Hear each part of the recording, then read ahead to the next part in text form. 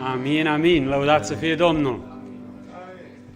1 Timotei 6:6, ca să nu stăm mult pe picioare, vă rugăm să deschideți împreună cu mine 1 Timotei 6:6. Negreșit, evlavia însoțită de mulțumire este un mare câștig. Amin. Vă rugăm să ocupați locurile. Domnul este bun. Amin. Astăzi copiii și tinerii, prin cântări și prin poezii, ne-au predicat atât de mult și chiar și din versetele care eu le-am pregătit să le spun din Scripturi, să le citesc, că aveam impresia că trebuie să ne oprim aici, să mulțumim Domnului și să ne bucurăm în continuare de această zi. Totuși aș vrea să ne înarmăm cu puțină răbdare și să privim în Scripturi ceea ce Domnul vrea să ne vorbească inimilor noastre. Cuvântul cheie a zilei de azi este mulțumire. Slăvit să fie Domnul! Domnul este bun și bunătatea Lui este fără margini pentru fiecare dintre noi, frați și surori. El ne-a iubit, El ne-a văzut, El a întins mâna către noi atunci când noi încă eram străini. Nu știam nimic despre El. Trăiam fiecare în felul Lui, cum spune cuvântul lui Dumnezeu în Isaia, noi rătăceam cu toți ca niște oi și El a avut milă și îndurare față de noi. Haideți să ne uităm cum putem să fim mai mulțumitori lui Dumnezeu în această zi și în fiecare zi. Odată 10 leproși s-au apropiat de Iisus în afara unei localități și L-au rugat cu voce tare, fiindcă nu puteau să se apropie de El, fiindcă nu aveau voie să se apropie de oamenii care erau sănătoși. Învățătorule, ai milă de noi, dă-ne vindecare. Și într-o clipă, pe timp ce se duceau ei să se arate preotului, spune cuvântul lui Dumnezeu, pe drum au fost vindecați. Și dintre ei toți, doar unul a decis să se întoarcă la sursa vindecării. A decis să se întoarcă la Domnul Iisus și să-i mulțumească cu strigăte de mulțumire și de bucurie că carnea lui care era moartă este acum vie și viața lui care era distrusă și era separat pentru toată viața lui de familie, de societate, de prieteni, de oricine care a fost drag cândva, acum toate au revenit la normal. Acum viața este deplină, este plină de binecuvântare și plină de belșug din nou. Vedem că toți s-au bucurat de vindecare, toți 10, dar unii s-au concentrat mai mult la beneficiile lor și la planurile lor pe viitor și au alergat, cred că în foarte mare grabă, la familiile lor să se arate și să spună ce li s-a întâmplat. Unul dintre ei s-a întors. Și astăzi, frați și surori, imaginea este aceeași. Din 10, unul se întoarce către Dumnezeu și spune, mulțumesc, Doamne, pentru viață, pentru sănătate. Și astăzi, 9 din 10 sunt, poate, mulțumitori mai puțin, dar îmi permit să spun, chiar nemulțumitori. Și astăzi nemulțumirea este regina care stă pe tron în viețile multor oameni. Copiii uită să mulțumească părinților pentru toată truda lor.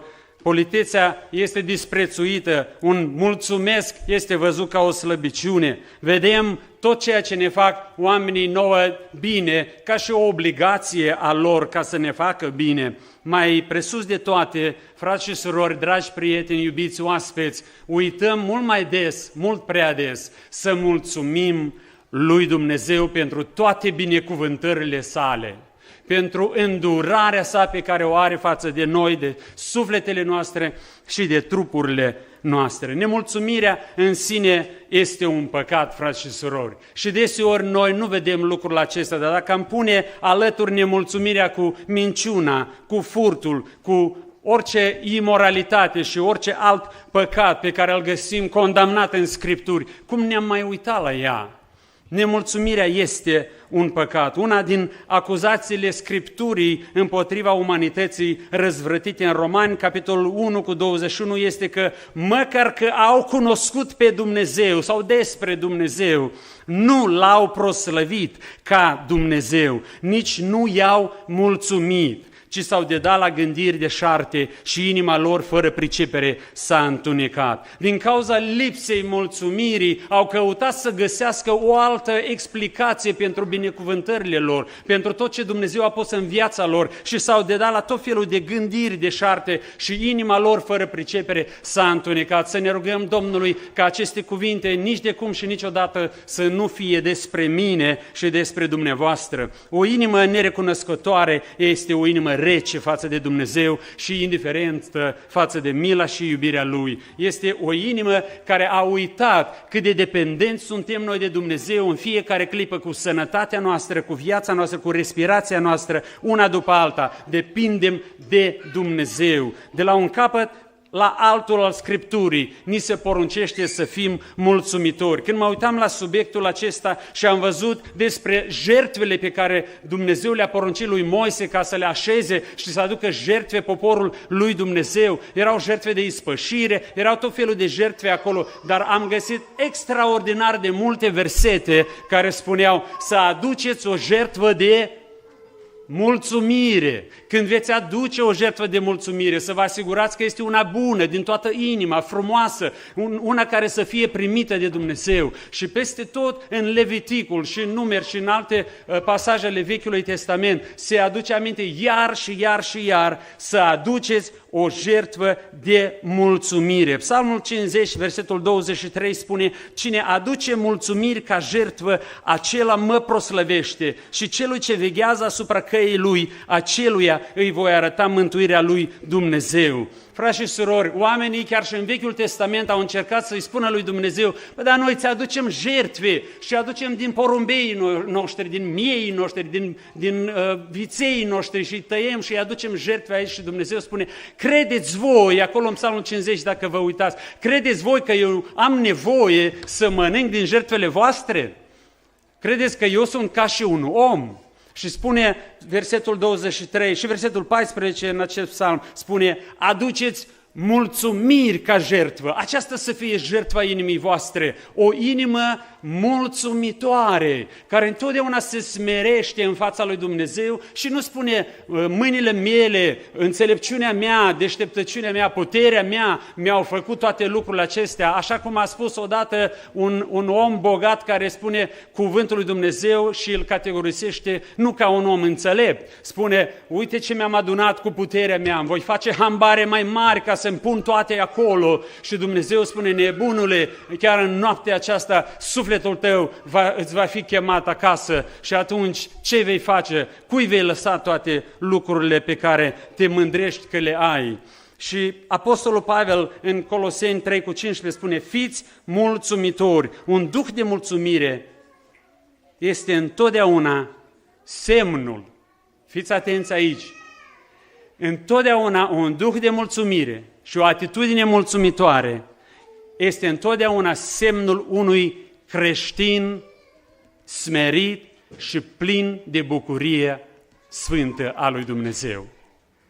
Nu poți să umbli, să spui, cum fratele ne-a arătat, atât de mare este contrastul acesta dintre copiii care 15 se adună să mănânce o bomboană începută deja și noi să stăm în belșug de binecuvântare și să spunem că îl cunoaștem pe Dumnezeu și să spunem că El este Tatăl nostru și să spunem că El ne-a mântuit și să umblăm acri, supărați și nemulțumiți. Nu există așa ceva. Ceva nu este în ordine. Se rupe legătura acolo logică între aceste două feluri de a fi. Dacă ești creștin, copilul lui Dumnezeu, ești plin de bucurie și plin de mulțumire. Ești mulțumitor înaintea lui Dumnezeu pentru toate lucrurile. Haideți să mulțumim lui Dumnezeu pentru binecuvântările materiale pe care El ni le oferă, pe care le primim în fiecare zi, bogați sau săraci, sănătoși sau bolnavi.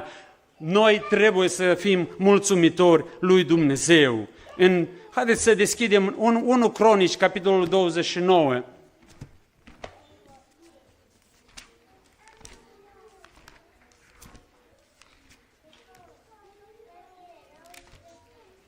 vom da citire de la versetul 10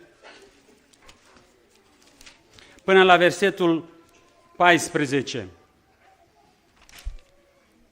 David a binecuvântat pe Domnul în fața întregii adunări. El a zis: binecuvântat să fii Tu din veac în veac, Doamne, Dumnezeul părintelui nostru Israel. Ale Tale sunt, Doamne, mărirea, puterea și măreția, veșnicia și slava, căci tot ce este în cer și pe pământ este al Tău.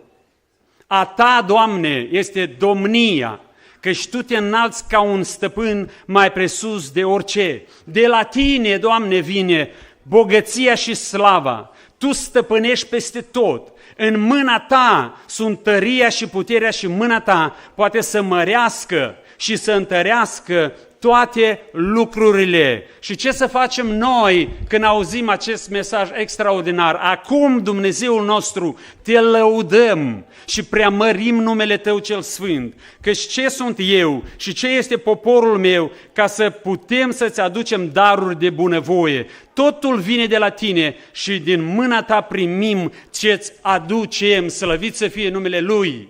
Dacă am primit ceva, dacă avem ceva, să știți că este un dar din mâna lui Dumnezeu. Și cuvântul lui Dumnezeu ne spune: și tu, omule, care te lauzi cu lucrurile pe care le ai, de ce te lauzi ca și când nu le-ai primit, când de fapt toate sunt primite? Și Iov spune cel mai bine: gol am venit în lumea aceasta și gol mă voi duce din lumea aceasta. Nimic nu am adus în lume și nimic nu voi putea lua din ea. De aceea trebuie să avem perspectiva corectă cu privire la cine este Dumnezeu în viața mea, ce a făcut El în viața mea și cum El m-a binecuvântat. Și în cazul acesta chiar vreau să spun să binecuvântăm pe Domnul pentru binecuvântările Lui materiale. Pentru că avem haine pe noi, pentru că avem o mașină cu care să ne deplasăm, pentru că avem cu ce ne plăti bilurile, pentru că avem de unde să dăm și la cei mai săraci ca și noi, pentru că El ne-a dat belșug din belșug peste belșug, slăvit să fie numele Lui.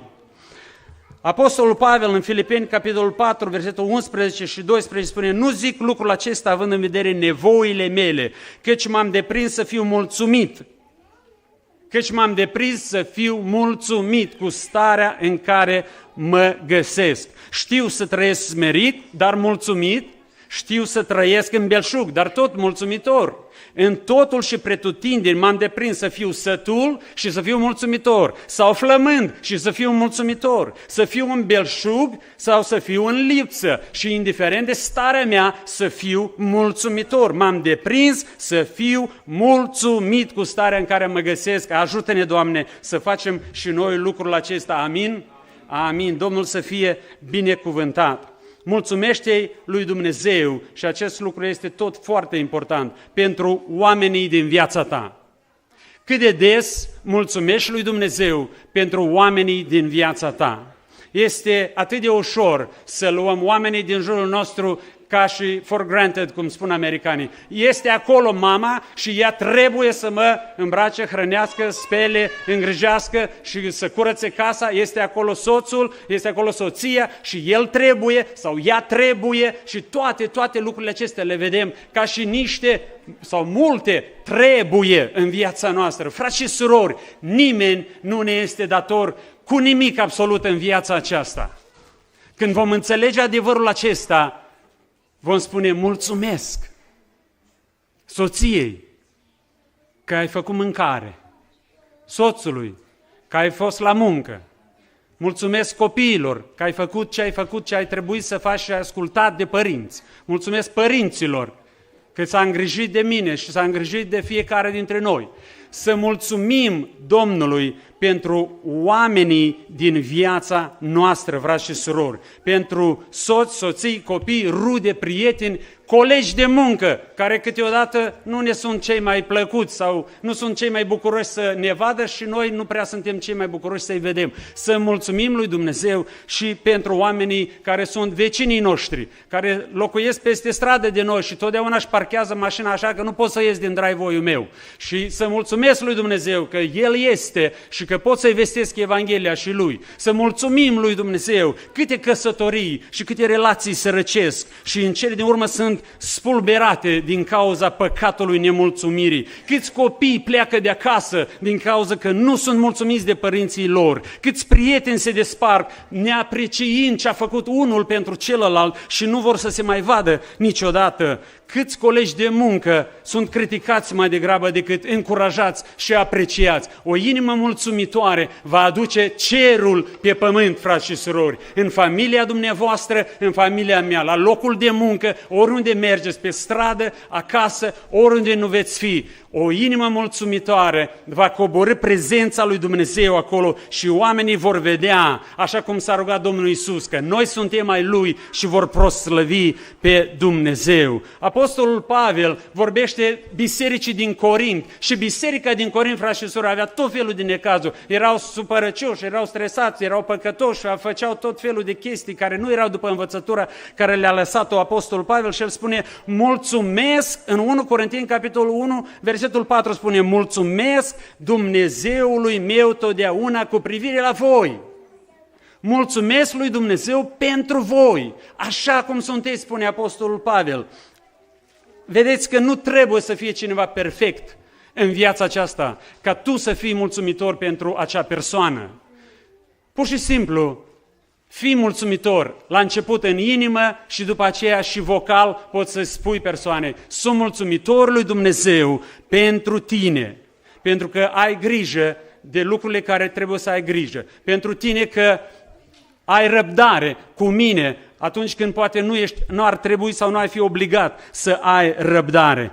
A venit un grup de credincioși și l-a întâmpinat pe Apostolul Pavel când mergea pe drum spre Roma și el nu i-a văzut niciodată, nu i-a cunoscut niciodată, dar când s-a întâlnit cu ei, spune cuvântul acesta în Fapte 28:15, la vederea acestor oameni, Pavel a mulțumit lui Dumnezeu și a fost îmbărbătat, a fost încurajat. Pavel a mulțumit lui Dumnezeu pentru oamenii aceștia, pe care nici măcar nu-i cunoștea. Mulțumește lui Dumnezeu pentru toți oamenii din viața ta care s-au intersectat vreodată sau au atins viața ta într-un fel sau altul. Mulțumim lui Dumnezeu în mijlocul încercărilor și în mijlocul necazurilor. Chiar dacă noi nu ne place să trecem prin necaz, nu planificăm să avem probleme în viață, ele vor veni, suferințe, necazuri, probleme, fie financiare, fie de sănătate, fie relaționale, de tot felul pot fi, lipsuri și așa mai departe. În mijlocul tuturor încercărilor putem să-i mulțumim lui Dumnezeu, pentru că știm că El a promis un lucru, că nu ne va scoate din lumea aceasta care nu-i perfectă, El nu ne va scoate și nu ne va separa într-un balon așa de perfecțiune, unde noi să fim într-o stare perfectă, suntem în aceeași lume, cu atacuri din partea oamenilor, cu tot felul de necazuri, dar El a promis că va fi cu noi în fiecare zi și ne va ajuta. El a promis că, iată, eu sunt cu voi în fiecare zi, până când? Până la sfârșitul veacurilor, slăvit să fie numele Lui. El este aici și acum, frați și surori, și El este și mâine la job când vei fi, și poimâine și oriunde vei fi. Dumnezeu este cu tine. Să mulțumim lui Dumnezeu că în orice fel de încercare noi putem să mizăm, să ne bazăm, să ne aplecăm pe pieptul Lui și să spunem, Doamne, ajută-mă în încercarea aceasta, îmi pun toată încrederea în Tine. Frații mei, mai mult decât atât, în vremurile de suferință, cum poți să fii mulțumitor? Să înțelegi că suferința lucrează în tine răbdare și caracterul lui Dumnezeu. Cuvântul lui Dumnezeu în Evrei spune că Iisus a învățat să asculte prin suferință. Iisus, omul Iisus, spune Evrei, a învățat să asculte prin suferință. Știți ce avem nevoie, frați și surori, ca să ascultăm mai mult și să fim mai ascultători? Știm, fiindcă le dăm copiilor puțină suferință și ei sunt mai ascultători după aia. Când sunt micuți, nu vor să asculte și când ajung și teenageri și sunt deci este foarte important. Noi totdeauna facem, nu m-am referit la bătaie, ce v-ați gândit voi? M-am referit că nu le mai dăm voie să aibă cell phone, asta e cea mai mare bătaie. Le luăm tableta, Le luăm timpul lor de joacă la tot felul de device-uri sau TV. Îi punem să spele vesela. Și orice fel de suferință de genul acesta care aducem asupra copiilor noștri, îi învață să fie mai ascultători. Și prin suferință putem și noi să fim mai ascultători. Iacov, capitolul 1, spune: frații mei, să priviți ca o mare ce? Bucurie când treceți prin feluri de încercări. Ca unii care știți că încercarea credinței voastre lucrează răbdare. Nu știu dacă trebuie să întrerup că mă filmează oamenii, dar putem să lăsăm copiii afară, că ei oricum mă înțeleg cel mai bine. Sisters, quick. Take the kids outside. Now. And I don't know whose idea was to keep them here. Mulțumim lui Dumnezeu în mijlocul încercărilor. Ne întoarcem la mesaj. Când prorocul Daniel a aflat că oamenii, știți care oameni? Oamenii răi. Când prorocul Daniel a aflat că oamenii răi au făcut un complot împotriva lui, cu împăratul, și au zis: nimeni să nu se mai închine Dumnezeului lui, ci numai împăratului. Și împăratul a zis: îmi convine așa ceva, să se închine toți mie. Și a mers cu oamenii răi și a făcut un decret. Și a făcut o lege. Și Daniel, în mijlocul încercărilor care veneau peste el, s-a speriat și s-a ascuns. Nu? Ați citit Scriptura? Spune că s-a dus ca de obicei, a deschis ferestrele ca de obicei către Ierusalim, a îngenunchiat ca de obicei înaintea lui Dumnezeu și s-a rugat lăudând pe Dumnezeu. Și în varianta engleză spune mulțumind lui Dumnezeu. Venea peste el o încercare mare, fiindcă știți după aceea ce s-a întâmplat. Au dat buzna peste el și a zis: te duci în groapa cu lei, am scăpat de Daniel. Mulțumitor lui Dumnezeu că a venit așa lege. Noi suntem în America și vin tot felul de legi aici, primele vin pe aici, pe la noi. Și noi începem să strângem din pumn și să crâșnim din dinți și să spunem președintele nostru așa și guvernul nostru așa și congresul așa. Am mulțumit lui Dumnezeu că voia Lui se face în toate lucrurile și prin tot ce se întâmplă la nivel economic, politic, social, local, personal, Dumnezeu își scoate slava din orice. Slăvit să fie numele Lui. Inima noastră trebuie să fie mulțumitoare în primul rând. Noi nu aplaudăm păcatul, imoralitatea, răutatea, dar nici nu putem să fim răzvrătiți, ci putem să fim mulțumitori, frați și surori. Aceasta este dorința inimii noastre care aduce plăcere lui Dumnezeu. Copiii ne-au spus versetul: mulțumiți lui Dumnezeu pentru toate lucrurile, căci aceasta este voia lui Dumnezeu în Hristos Iisus cu privire la voi. Eu nu știu cu ce încercări te confrunți acum. Eu nu știu prin ce greutăți treci acum. Eu nu știu prin ce lucruri care îți aduc tristețe, lacrimi și în fiecare zi te doboresc. Dar vreau să-ți spun că Dumnezeu știe prin ce treci. Dumnezeu știe prin ce trecem fiecare dintre noi și Dumnezeu te iubește pe tine, mă iubește pe mine și prin Duhul Său cel Sfânt este prezent ca să te ajute să treci prin orice încercare. De aceea să mulțumim lui Dumnezeu pentru toate încercările și toate greutățile care vin în viețile noastre.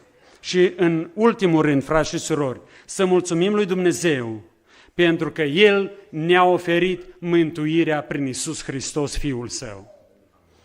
Noi toți, creați de Dumnezeu, așa cum am amintit, rătăceam ca niște oi fără păstor, spune cuvântul lui Dumnezeu. Rătăceam toți, fiecare pe drumul lui, cu planurile lui, cu scopurile lui, cu gândurile lui despre viață, despre veșnicie și așa mai departe. Dar mulțumiri fie aduse lui Dumnezeu pentru darul Său de nespus, de nedescris, spune Apostol Pavel în 2 Corinteni 9 cu 15. Biblia ne spune că eram despărțiți de Dumnezeu pentru că păcătuisem, dar Dumnezeu care ne iubește și El te iubește pe tine și mă iubește pe mine și pe fiecare dintre noi, El dorește ca toate aceste oi rătăcite fără păstor să vină într-o turmă care este a Domnului Isus. Și Domnul Isus este păstorul, nu un om oarecare, nu un episcop oarecare, nu un papă de la Roma sau un alt fel de arhiereu de nu știu unde. Domnul Isus este păstorul cel bun. El singur a spus cuvintele acestea în Evanghelia după Ioan. Eu sunt păstorul cel bun și oile mele cunosc glasul meu și ele nu merg după un străin, ci merg după mine, slăvit să fie numele Lui. El, Dumnezeu, ne-a iubit atât de mult că a dat pe singurul Său Fiu ca să moară pentru păcatul fiecăruia dintre noi și să-l spele, să-l curățească și să-l ierte odată și pentru totdeauna. Fiindcă atât de mult a iubit Dumnezeu lumea, încât a dat pe singurul Său Fiu, pentru ca oricine crede în El să nu piară, ci să aibă viață veșnică. Nu știu cum dumneavoastră, poate v-ați supărat că s-au dus copiii și parcă vă văd mai întristați, dar eu m-aș bucura să aud acest verset iar și iar și iar. Fiindcă atât de mult m-a iubit Dumnezeu pe mine. Nu m-a lăsat în marea uitării, nu m-a lăsat în neantul în care eram doar un fir, ca o furnică, ci Dumnezeu m-a iubit, m-a văzut și a murit Fiul Său cel prea iubit pentru mine. Ca eu să nu pierd, să nu fiu pedepsit în iadul cel veșnic, ci să am viață veșnică, slăvit să fie numele Lui.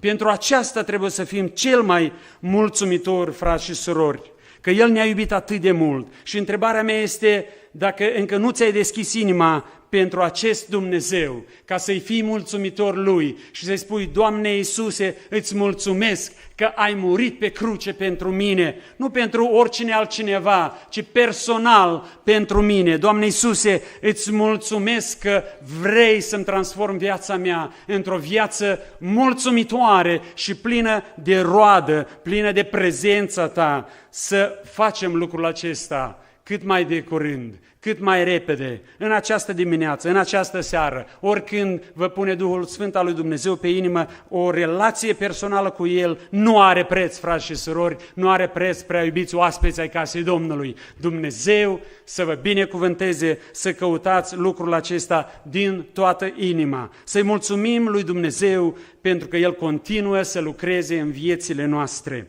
Uitați-vă ce spune Filipeni, capitolul 2, versetul 13, căci Dumnezeu este acela care lucrează în voi și vă dă după plăcerea Lui și voința și înfăptuirea. Noi avem multe dorințe și unele pornesc din firea noastră. Vreau și eu mai mult, mai mare și eu vreau să spun că astea sunt dorințe firești, care pornesc din firea noastră. Dacă vreau mai mare lucrare, cum ne poveste fratele aici, dacă vreau mai mulți oameni în împărăția lui Dumnezeu, acestea sunt dorințe duhovnicești. Și cuvântul lui Dumnezeu spune că El ne dă după voia Lui dorințe. Și dacă ai vreo dorință care nu este după voia lui Dumnezeu, identifică-o și spune, mulțumesc, Doamne, că mi-ai dat înțelepciune să văd că nu-i bună.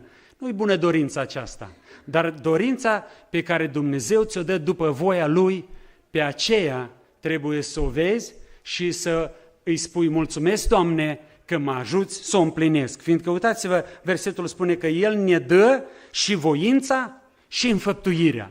El ne dă și dorința să facem lucrarea Lui, să-i fim plăcuți Lui, să-i slujim Lui, să fim așa cum El ne dorește și El ne dă și realizarea acestei dorințe, slăvit să fie numele Lui.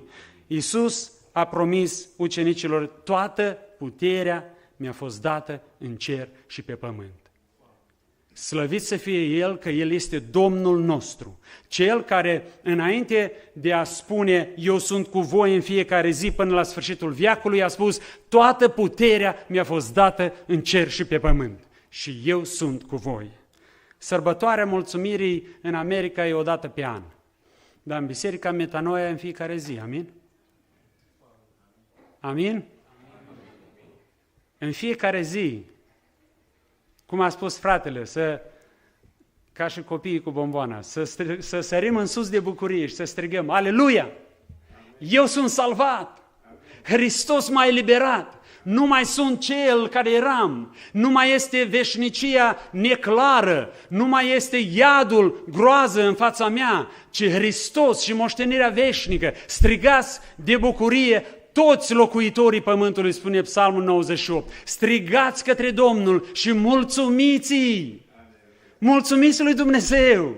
Doamne, Tu ești vrednic de toată mulțumirea. Să mulțumim și prietenilor și rudelor și celor din familia noastră, să fim mulțumitori în această dimineață, pentru că Dumnezeu este un Dumnezeu bun. Frați și surori, Efeseni 5:20 este ultimul verset care vreau să-l citesc și după aceea ne vom ruga. Mulțumiți totdeauna lui Dumnezeu Tatăl pentru toate lucrurile, în numele Domnului nostru Iisus Hristos. Amin. Amin. Lăudați să fie Domnul.